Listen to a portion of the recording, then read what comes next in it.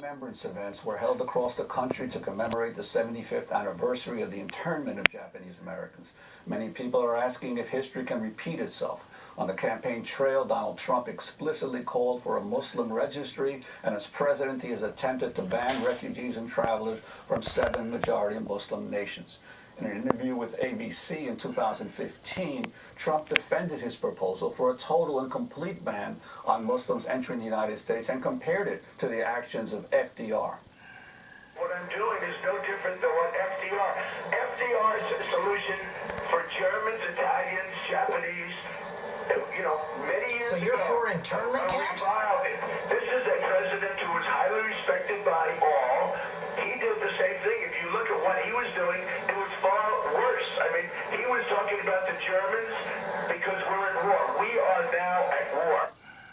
Well, our next guest says one of the darkest chapters in American history has begun to repeat itself. We're joined by George Takei, the legendary actor and gay rights activist who grew up in an internment camp. He is best known for playing Hikaru Sulu on Star Trek. Takei's Broadway show Allegiance screened in cinemas across the United States on Sunday, the Day of Remembrance. It is about the internment of Japanese Americans inspired by the true story of Takei and his family's experience. George Takei, welcome to Democracy Now! Good to be here. Well, we've had you on the show before, but could you talk about your own family's experience and what you went through as a young child as a result of the internment policies that FDR brought into effect?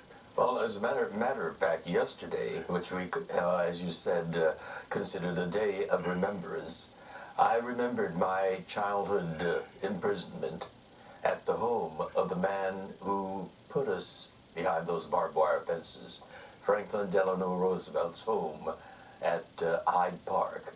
I spoke on my memories there, and I spoke about that morning when my parents got me up very early that morning, together with my brother a year younger and my baby sister, still an infant, dressed us hurriedly, and my brother and I were told to wait in the living room while they did some packing back in the bedroom.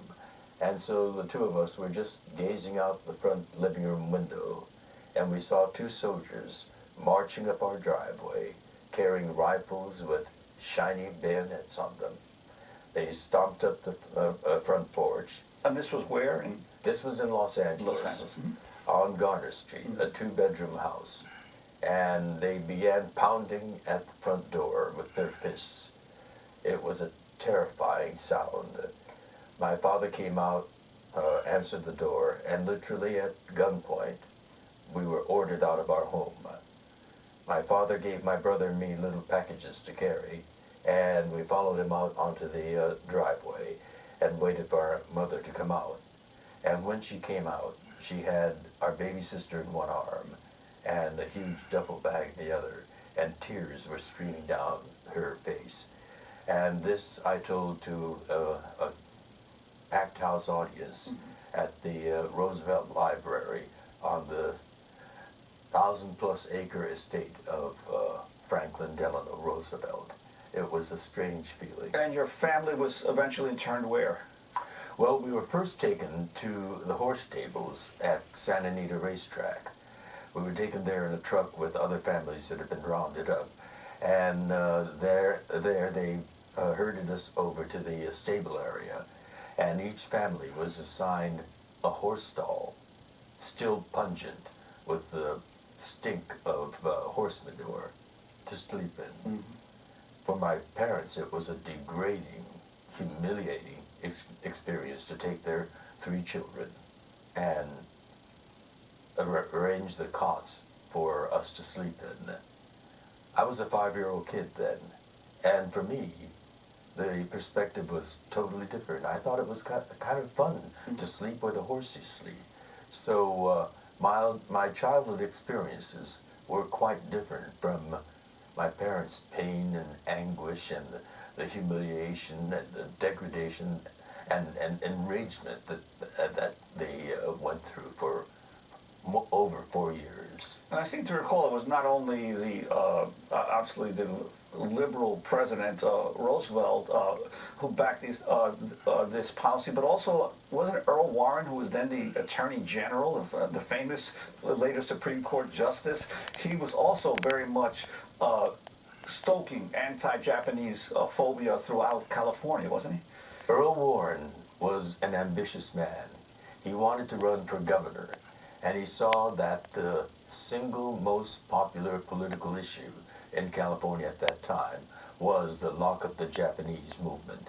And I'm using the long word for Japanese.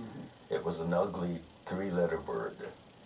And he made an astonishing statement as the Attorney General, the top lawyer of the state. He said, "We have no reports of spying or sabotage or fifth column activities by Japanese Americans." And that is ominous. The fact that there was no report. He said, "The Japanese are inscrutable. You can't tell what they're thinking behind that placid face. And so it would be prudent to lock them up before they do anything." So for this Attorney General, the absence of evidence was the evidence. And he fed into the hysteria